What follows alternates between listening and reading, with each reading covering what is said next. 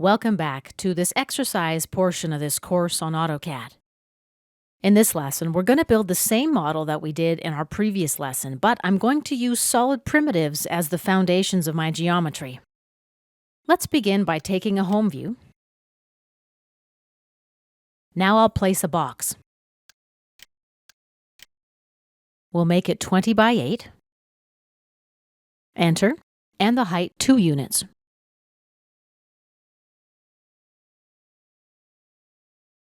Let's create another box. I'll snap it to this corner. Now let's right-click, scroll to length. Make it 20 units. Tab, at 45 degrees. Enter. And we'll make it 8 units in this direction. Press Enter. The height, 2 units. And press Enter.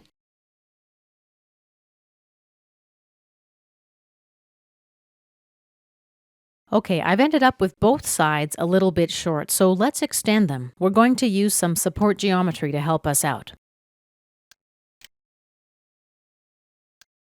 Place a first point and a second point of our line. Again. And right-click and Enter to close the line tool. Okay, let's select and delete them. The reason I did this is because I need this intersection point. Let's place another line. Between this point, now Shift, right-click, scroll up to Intersection, and this point here. Right-click and Enter to close the tool. Now I can use the midpoint of this line to create a line that's 20 units long. Let's select the midpoint, snap to it, Ortho mode, 20 units, Enter, and one more line.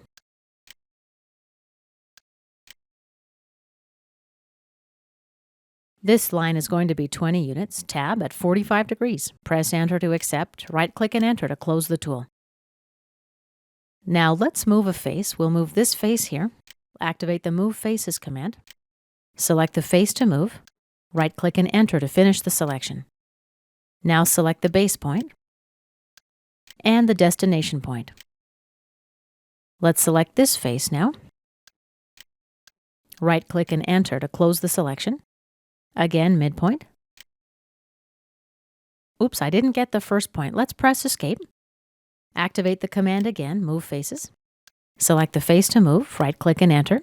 Now we select the base point, that'll be this midpoint, and the destination point. Escape to close the command. Okay, let's activate the cylinder primitive. Place the center point, snap to this midpoint, radius, and the height. And let's do the same on this side. Center point, radius, and height. Let's use the Solid Combine tool now. Window select our geometry. Right-click to finish the selection. And let's select our support geometry and delete it.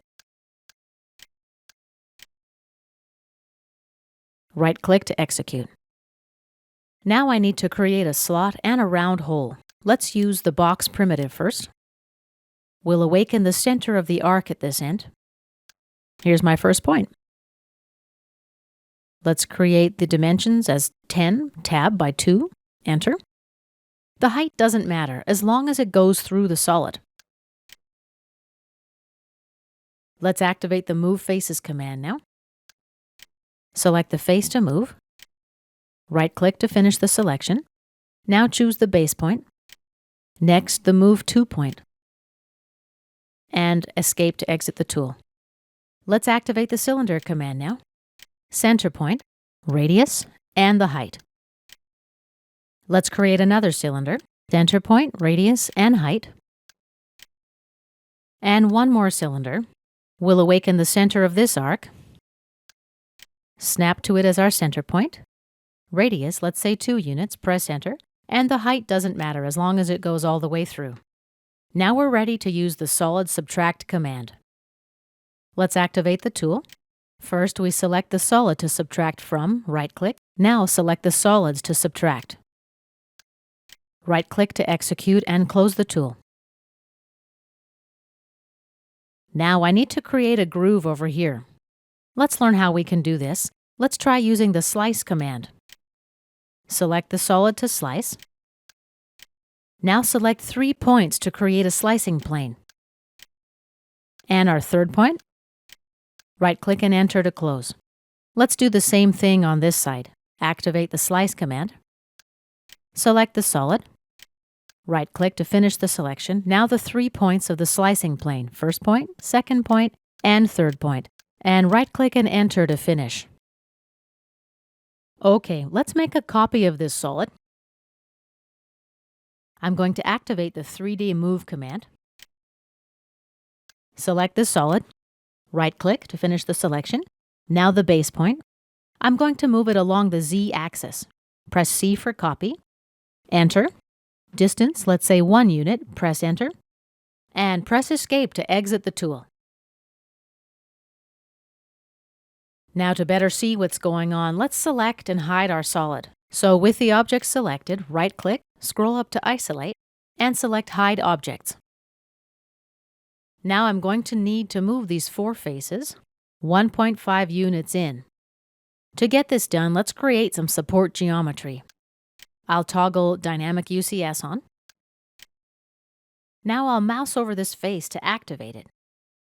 The face is active, so I'll select this edge. I'm going to toggle Ortho on as well. Distance, 1.5 units. Enter to accept. Let's place another line now. Activate the face. Now make the selection. This distance will be 1.5 as well, along the Y-axis. Right-click and enter to accept and close. Let's move the first face. Select this face. Right-click and enter to finish the selection. Now the base point and the destination point. Let's move again. Select the second face. Right-click and enter to finish that selection. Now the base point and the destination point. Let's activate the Move Faces command again. Select this face. Right-click and enter. Base point. Second point. Move again. Last one here, this face. Right-click and enter. Base point and the second point. And let's press Escape to exit the tool.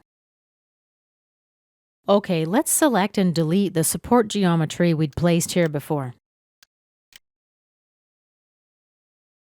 Now I'm going to place 2 cylinders. I'm going to awaken the center of this arc over here. Radius 3.5 units, press Enter. All we need is for it to go through. Now let's copy the cylinder to the other side. Right-click to finish our selection. Select the base point.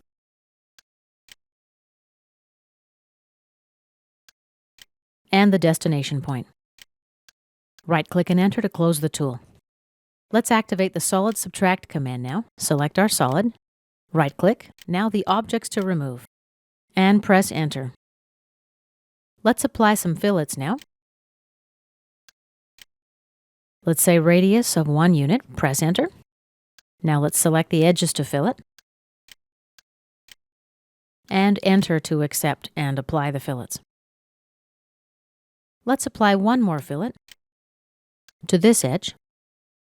Radius will be 0.5 units. Enter. Now let's right-click and scroll to Loop. We'll use the next option. Let's accept that. And let's bring our solids back in. Activate the Solid Subtract command now. Select the solid, right-click, and the solids to remove. Right-click again. Let's combine our solids now. Next, we'll place a few more fillets. Radius will be 1 unit. Enter. And Enter to apply and close. Activate the fillet command again.